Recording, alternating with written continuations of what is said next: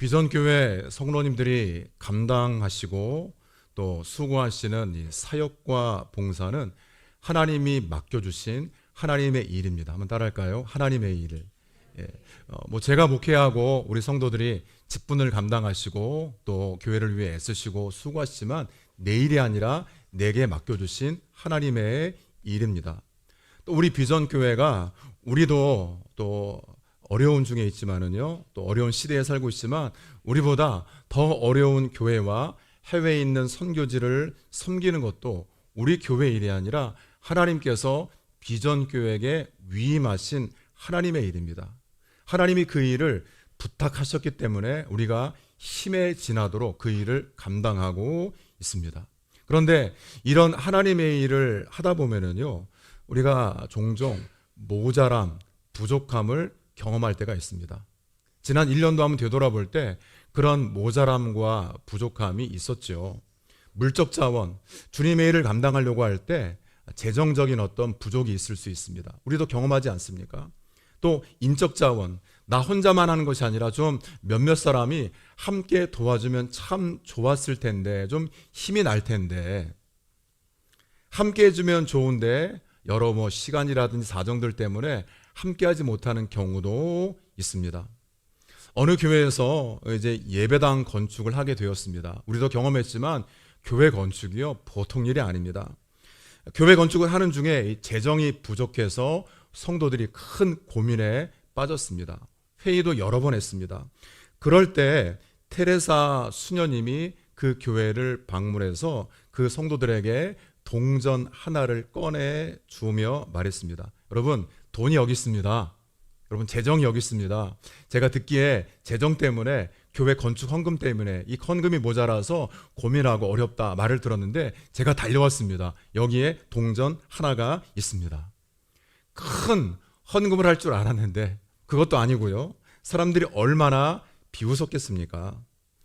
교회 건축을 위해서는 엄청난 재정이 필요한데 이분이 방문해서 동전 하나를 꺼내 놓으니까요, 조금은 한심하다는 듯이 이 수녀님을 쳐다봤습니다. 그러자 테레사 수녀님이 그렇게 자기를 바라보고 있는 성도들에게 이렇게 말했습니다. 그렇습니다. 제가 여러분들에게 드린 것은 동전 한 입, 동전 한 개에 불과합니다. 그러나 여기에 하나님의 생각을 보태면 못할 일이 없습니다. 동전 하나지만 그 어느 돈보다도 가장 작고 가치가 없는 동전 하나지만 여기에 하나님의 생각을 보태면 못할 일이 없습니다. 여러분, 믿음 없는 계산은 우리의 필요를 절대 채울 수가 없습니다. 믿음 없는 똑똑함은요, 오늘 살펴보게 될 오병이어의 기적을 경험할 수가 없습니다. 또 믿음을 잃어버린, 믿음을 상실한 이성은 비전을 이룰 수가 없습니다. 그렇지만 사람들이 보기에요, 좀 똑똑하지 않더라도, 좀 잘나지 않더라도 하나님의 말씀을 있는 그대로 하나님의 말씀이니까 받아들일 수 있는 믿음이 있다면 모든 필요를 채울 수 있습니다. 여러분, 믿음의 크기가 뭘까요? 저분은 참 믿음이 좋아. 우리 교회 안에서도요, 여러분 기도하시면서 좀 믿음이 좀 이렇게 좋다, 굉장히 훌륭한데 본받고 싶어하는 분들이 있을 것입니다. 믿음의 크기는요, 하나님을 얼마나 크게 생각하느냐라는 것입니다. 다른 것 아닙니다. 믿음이 크다라는 것은 내가 하나님을, 우리 비전교회가 하나님을 얼마나 크게 생각하느냐, 그것이 믿음의 사이즈, 믿음의 크기입니다. 하나님을 여러분들은 얼마나 크게 생각하십니까? 세상이 다 어려우니까 하나님도 그렇게 어려울 것이다, 그 정도 믿음밖에 없는 것이죠. 그러나 동전 하나지만 그래, 하나님께서 역사하시겠지라고 하는 믿음의 기대를 가지고 이미 완공된 성전을 바라본다면 그 정도의 믿음은 그만큼의 하나님을 믿고 있는 것입니다. 하나님을 얼마나 크게 생각하느냐, 믿음의 크기에 따라서 우리 인생이 부족하고 모자란 게 사실이지만 그러한 인생의 여정에서 오늘 본문처럼요 넘치고 풍족하게 하시는 하나님을 경험할 수 있습니다. 오늘 우리가 살펴보게 될 이 오병이어의 사건은요 참 놀라운 일입니다. 신약성경 예수님의 행적을 기록한 마태, 마가, 누가, 요한복음에 공통되게 기록된 사건이 오병이어의 기적입니다. 여러분, 어떤 말씀은요, 어떤 사건은요, 공관복음, 마태, 마가, 누가복음 이 세 복음서에만 기록된 것이 있고, 어떤 말씀은 요한복음에만, 이 네 개 복음서에 똑같이 공통적으로 기록된 말씀은 오병이어의 기적과 예수 그리스도의 십자가의 죽음과 부활밖에 없습니다. 그러니까 이 오병이어가 얼마나 중요한 일인지 이 네 복음서에 네 분의 저자가 똑같이 기록했다라는 것은 예수 그리스도의 십자가의 죽음과 부활만큼 너무나 중요한 사건이기 때문에 후대에게 우리 성도들이 꼭 알아야 될 믿음의 사건이기 때문에 네 개 복음서에 똑같이 기록되어 있는 것입니다. 오병이어 사건밖에는 없습니다. 특별히 이 마태복음과 그리고 마가복음은요 오병이어의 사건이랑 헤롯의 생일잔치를 나란히 배치합니다. 헤롯의 잔치는 어디서 열렸죠? 왕의 잔치니까 궁궐에서 열렸습니다. 그리고 그 궁궐에서는요 세례 요한의 머리를, 세례 요한을 죽여서요 소반에 담는 죽음의 잔치였습니다. 왕궁에서 왕이 베푼 잔치였지만 먹고 마시는 그 흥이 넘쳤지만은요 결국은 세례 요한을 죽여서 그 머리를 쟁반에 담는, 소반에 담는 죽음의 잔치였습니다. 그런데 오병이어의 잔치는요 벳세다 광야, 아무것도 없습니다. 들녘이지만 아무것도 없는 빈들에서 모든 사람들이 배불리 먹는 생명의 잔치였습니다. 헤롯의 잔치에 참여한 사람들은 야, 내가 왕에게 초대받았어. 오늘 가면 그래도 왕궁에서 있는 잔치이기 때문에 먹을 게 풍성하겠지, 맛있는 게 나오겠지 기대하는 마음으로 갔었지만은 세례 요한이 죽는 것을 보면서 두려움에 떨었던 잔치였다면 광야에서는요 기대하지 않았습니다. 그런데 예수님이 말씀을 들었을 뿐만 아니라 무리를 보시고 불쌍히 여기시면서 병자도 고쳐주시고 그리고 모자람과 부족함이 해결받는 놀라운 풍성한 잔치가 광야의 잔치였습니다. 광야의 잔치는요 궁궐의 잔치에 비교하면 참 초라해 보입니다. 궁궐은 먹고 마실 것이 넘쳤습니다. 빈들에는 먹을 것조차 없어서요. 먹을 것조차 없어서 사람들이 지금 때가 되어서 식사 때가 되어서 지금 먹을 것이 필요한데 오죽했으면 사람들을 다 흩어지게 해서 각자 집으로 보내서 알아서 먹게 합시다. 그런 이야기가 나올 정도였습니다. 오늘 본문 15절 한번 같이 읽겠습니다. 15절입니다. 저녁이 되매 제자들이 나와 이르되 이곳은 빈들이요 때도 이미 저물었으니 무리를 보내어 아멘. 줄 게 없습니다. 사람들이 모였지만은요 빈들이기 때문에 먹을 것을 사거나 만들 수가 없어서 예수님 이 모든 사람들 다 그냥 각자 집으로 돌아가게 해서 그냥 거기서 끼니를 해결하게 합시다. 그런 말이 나올 정도였습니다. 참 초라한 자리였지만 이 자리가 후대에도 이렇게 네 개 복음서에 다 기록될 만큼의 아주 풍성한 기적의 자리가 되었습니다. 오늘 본문 내용이 이렇습니다. 예수님의 명성이 높아지니까요 많은 사람들이 예수님의 말씀을 듣기 위해서 벳세다 광야로 몰려들었습니다. 오늘 같이 한번 본문 보실까요? 본문입니다. 14절입니다. 예수께서 나오사 큰 무리를 보시고 불쌍히 여기사 그 중에 있는 병자를 아멘. 큰 무리가 숫자를 헤아릴 수 없을 정도로 나중에 이 요한은요 남자만 5,000명. 그러니까 보통 유대 사회가 가부장적인 사회이기 때문에요. 여자 또 이제 나이 드신 분들 기록하지 않은 것을 가정했을 때 한 2만 명 내외가 되지 않았을까라고 추정하기도 합니다. 많은 사람들이 지금 예수님 말씀을 듣기 위해서 광야로 와서요. 어떤 사람들은 또 병도 고침을 받았습니다. 예수님께서 그들을 불쌍히 여기셔서 하나님의 놀라운 말씀을 전하셔서 영적인 갈급함도 해결해 주셨고 육적인 아픔도 치료해 주셨습니다. 그런데요, 저녁 때가 되었습니다. 말씀을 듣다 보니까, 예배를 드리다 보니까 식사 시간이 되었습니다. 예수님은 말씀을 아주 잘 전하시고 백성들을 또 치료하셨는데, 시간을 보면서 제자들은 불안에 떨 수밖에 없었지요. 불안하고 초조했습니다. 예수님께 왔기 때문에 그래도 먹을 것을 줘야 되는데 줄 게 아무것도 없었습니다. 그래서 제자들이 궁리 끝에 마련한 해결책이 무엇입니까? 해산입니다. 각자 집으로 가서 알아서 먹게 합시다. 마을에 들어가서 스스로 돈을 가지고 왔으면 돈을 사서 돈을 가지고 먹게 합시다. 그것이 제자들의 해결 방법이었습니다. 여러분, 합리적이죠. 이성적입니다. 이 방법을 뭐라고 할 수 없습니다.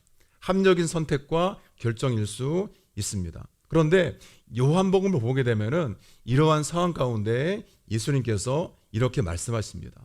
요한복음 6장 5절에 보면, 얘들아, 우리가 어디서 떡을 사서 이 사람들을 먹이겠느냐? 우리가 어디서 떡을 사서 이 사람들을 다 먹이겠느냐? 여러분, 떡이 있더라도요, 이 많은 사람들을 먹일 만한 돈도 없고요, 지금 주문하면 바로 배달이 되겠습니까?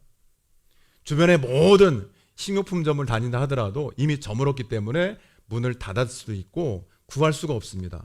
그런데요, 이어지는 요한복음 6장 6절에 보시면 이렇게 말씀하심은 친히 어떻게 하실지를 아시고, 이 상황 가운데 예수님께서 어떻게 하실 것을 미리 아시고 빌립을 시험하고자 하심이라. 한번 따라합니다. 시험하고자 하심이라.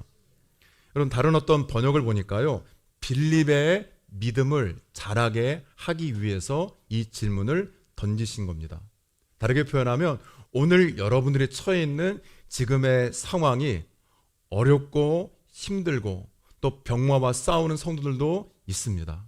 또 직장 때문에 나오고 싶어도 나오지 못한 성도들도 있는데요, 그 상황 속에서 성도 한 사람 한 사람의 믿음을 자라게 하기 위한 하나님의 계획이 숨어 있음을 믿으시기 바랍니다. 예수님께서 그 상황을 모르시는 게 아닙니다. 지금 이 많은 사람들이 말씀을 들은 다음에 배가 고픈 것 다 아십니다. 그리고 먹일 수 있는 방법, 제자들이 지금 수군거리면서 뒤에서 어떻게 하지 고민하는 것 알고 계십니다. 몰라서 묻는 것이 아니라 친히 이렇게 말씀하시는 것은 예수님께서 어떻게 하실 것을 미리 아셨습니다. 아, 내가 어떻게 해야 되겠다 아시고 거기에 대해서 빌립을 시험하고자, 빌립의 믿음이 자라게 하기 위해서 이 질문을 하신 것이죠. 우리 지난주에 가나의 혼인잔치 살펴봤죠. 요한복음 2장입니다. 첫 기적이죠. 요한복음 4장에 보면 왕의 신하가 아들이 병에 걸려 예수님께 나옵니다. 예수님께서 내 아들이 낫다라고 말씀하시는데, 집에 그 말씀을 믿고 집으로 돌아가면서 하인을 만나게 되죠. 그 아들의 열이 떨어진 시간을 가만히 계산해 보니까 예수님께서 말씀하신 시간이었습니다. 요한복음 5장에 보면 베데스다 연못에서 38년 된 병자가, 그 당시에 그런 어떤 흘러내려온 이야기가 있었다라고 하죠. 천사가 내려와서 베데스다 연못에서 목욕을 하고 올라가는데, 오늘의 표현이 그렇습니다. 물이 출렁일 때 제일 먼저 뛰어드는 사람이 병에서 낫는다. 그런 이야기가 없는데 하도 아프니까요, 그런 이야기들이 들려온 것 같습니다. 내려온 것 같아요. 그러니까 물이 동하기를 기다리던 그 사람, 근데 자리에 앉아 있으니까 누가 던져지도 않고, 물이 출렁이면 내가 먼저 뛰어들지요. 이 사람을 데리고 가서 던져주겠습니까? 그 38년 된 병자 예수님 만나서 고침받았습니다. 그런데 요한복음에서는 기적을 지난 시간에 뭐라고 말씀을 드렸죠? 기억이 나면 제가 설교를 계속 할 수가 없겠죠. 때론 잊어주는 것도 감사합니다. 뭐라 그랬죠? 표적이라 그랬습니다. 잘하시네요. 역시 수준 있는 교회입니다. 왜 표적이라 그랬죠? 예수님이 하나님의 아들이심을 사인, 알려주는, 마치 도로 표지판처럼 알려주는 기적이다. 여러분 잘 보세요. 그러면은 요한복음 2장, 4장, 5장, 그리고 요한복음 마지막에 보게 되면요, 이 책에 다 기록할 수가 없을 정도로 많은 기적을 베푸셨다. 찬송으로 고백하지 않습니까? 하늘을 두루마리 삼고 바다를 먹물 삼아도 다 기록할 수 없는 것이 하나님의 사랑입니다. 한번 우리 누가복음을 좀 찾아 읽겠습니다. 누가복음 9장입니다.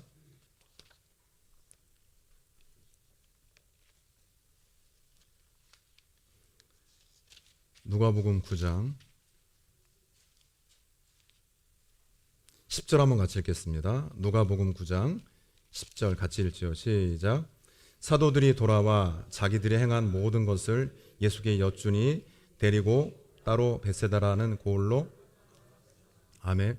그럼 제자들이 돌아와서 그들이 행한 것이 무엇일까요? 그들도 기적을 행했습니다. 말씀을 증거했습니다. 똑같이 예수님의 제자기 때문에 예수님, 저희가 나가서 전도하니까 귀신이 떠나갔습니다. 우리가 손으로도 기도하니까 병자들이 나았습니다. 제자들이 행한 것을 예수님께 어떻게 했습니까? 돌아와서 다 선교 보고한 것입니다. 이렇게 저희들이 나아가서 어느 지역에서는 누가 고침을 받고 저희가 전도하니까 누가 예수님을 믿기로 결심했습니다. 그렇게 선교 보고를 한 다음에 11절 같이 읽죠. 무리가 알고 따라왔거늘 예수께서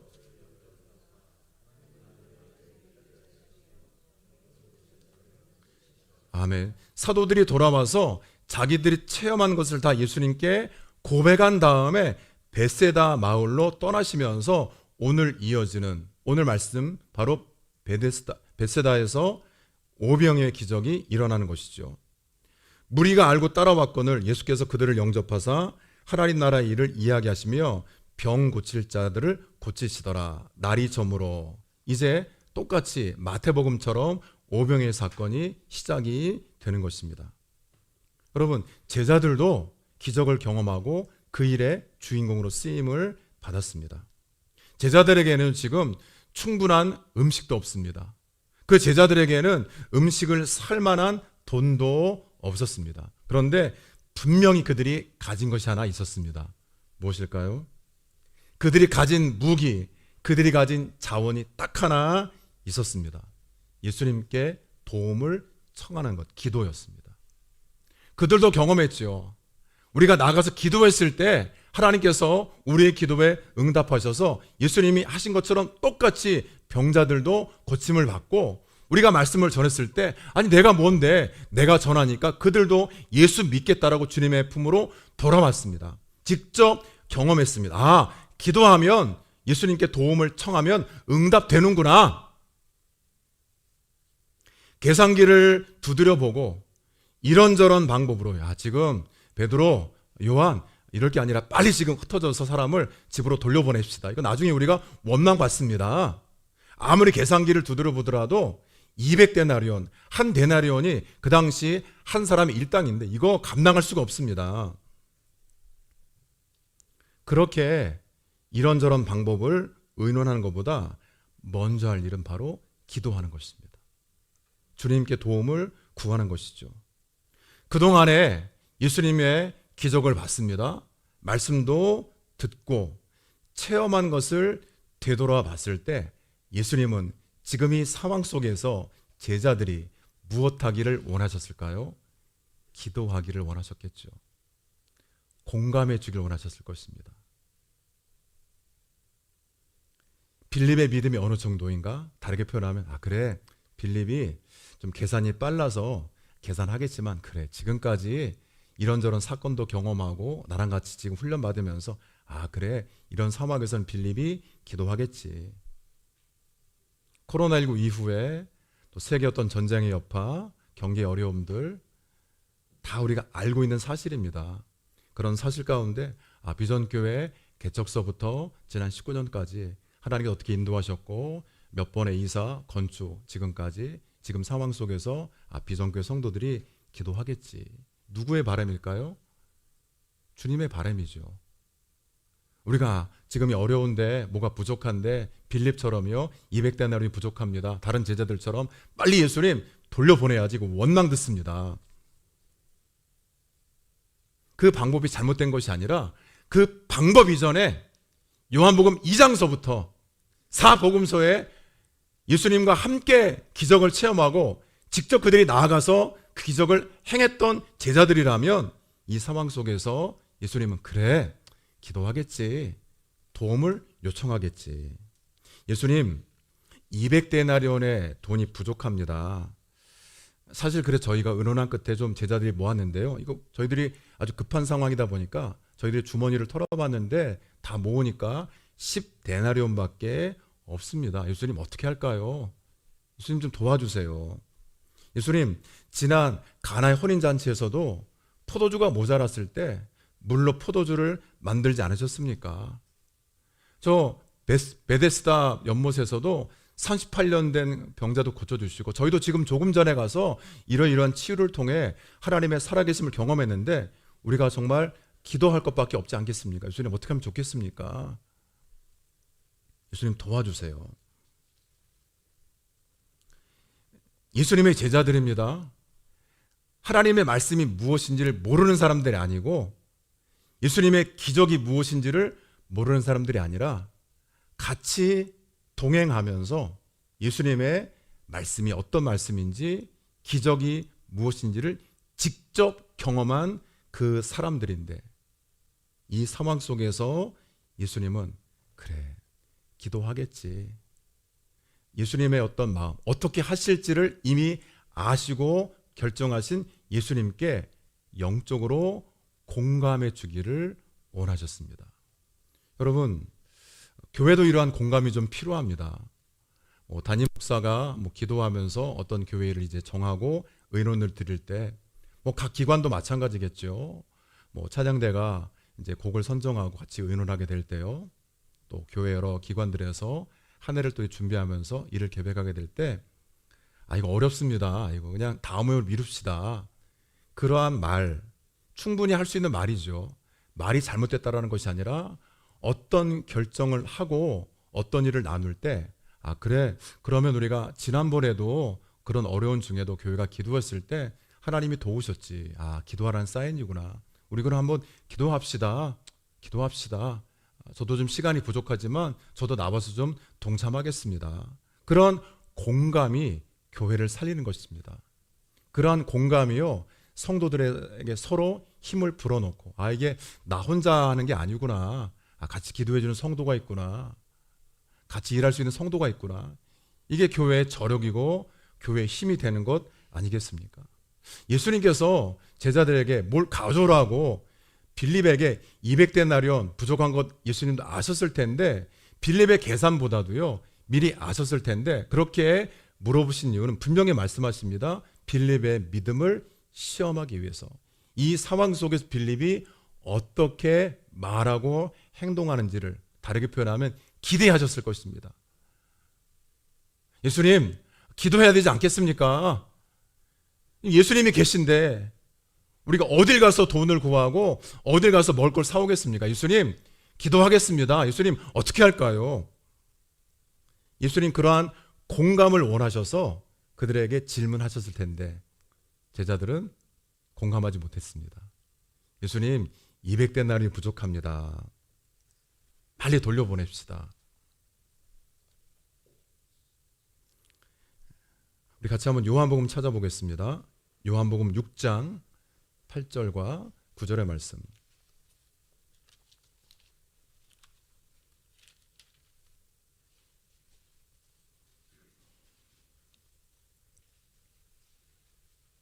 같이 읽지요.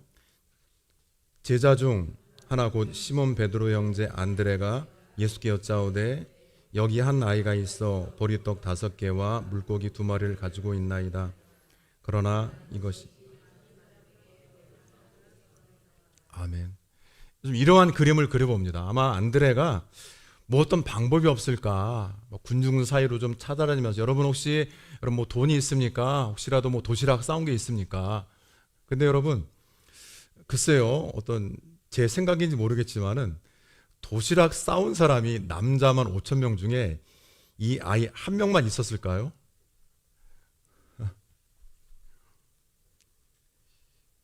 어떤 사람은 분명히 이 아이가 싸온 보리떡은요, 그 당시 유대에서 가장 값싼 음식 중에 하나입니다. 주로 가난한 사람들이 먹었고요. 그리고 물고기는 여러분들 고등어 조림, 조기가 아니라요, 갈릴리 바다에서 잡혔던 피라미, 멸치 같은 그런 작은 생선입니다.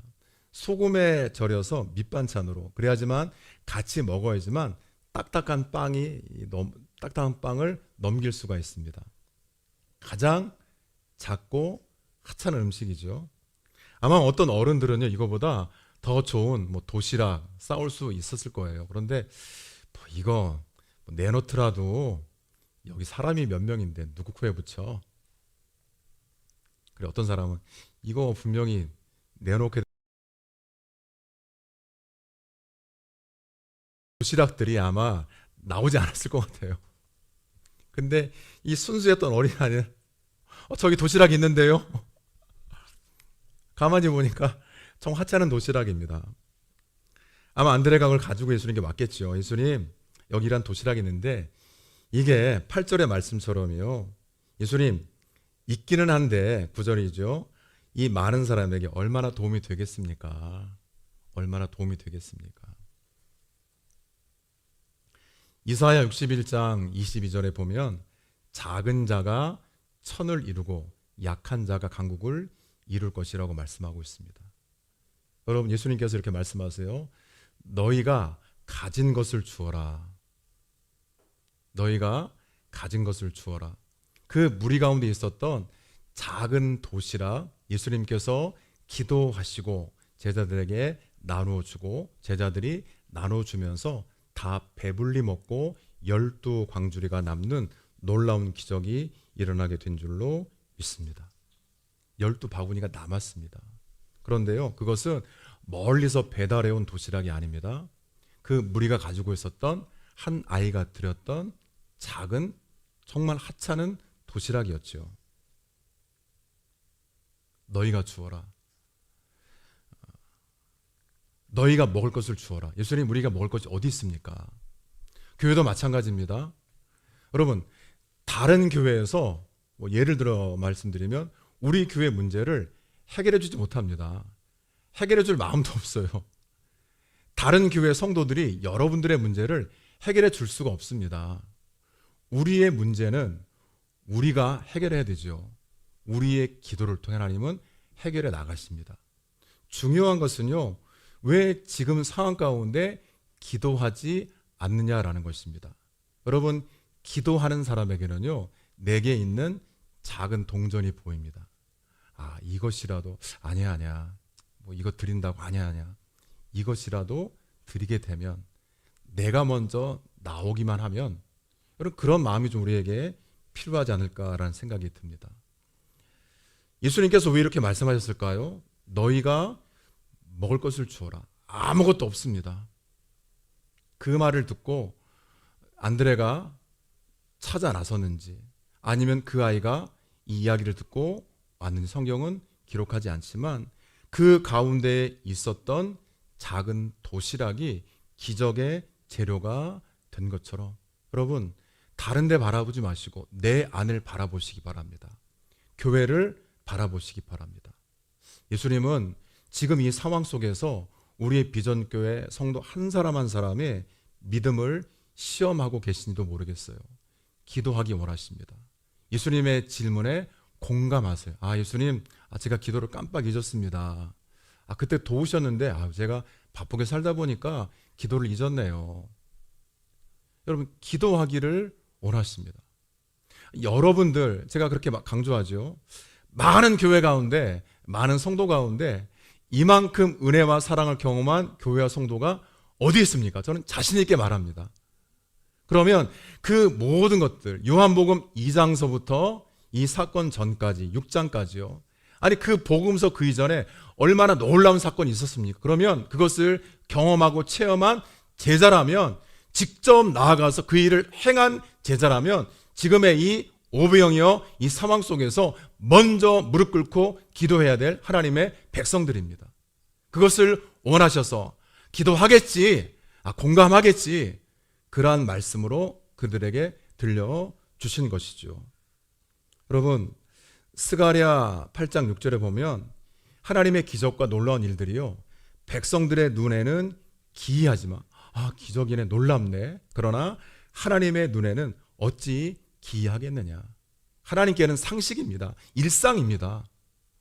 저와 여러분들이 함께 기도한다면 우리도 먹을 것을 나눠줄 도시락이 있구나, 나도 할 수 있구나, 이 어린아이도 이걸 드렸는데 안드레는 뛰어다니면서 그 도시락을 또 주님께 드렸는데, 드렸을 때도 좀 부정적이었죠. 예수님, 이게 뭐 큰 도움이 되겠습니까? 그러나 그것조차도 주님께서 받으셔서 기도하시고 그들에게 기적을 베풀어 주신 것처럼, 우리 비전교회 모든 성도들이 오늘 말씀을 잘 들으시고 우리 인생 가운데 하나님께서 하시고자 하는 그때 공감하시고, 지금 기도하라는 사인이구나, 내 믿음을 지금 시험하고 계시는구나, 내 믿음이 자라기를 원하시는구나 깨닫고 우리 안에 오병이어를 주님께 드리셔서 우리를 통해 풍성한 하늘의 잔치가 교회 가운데, 우리의 삶 가운데 계속되기를 주님의 이름으로 축복합니다.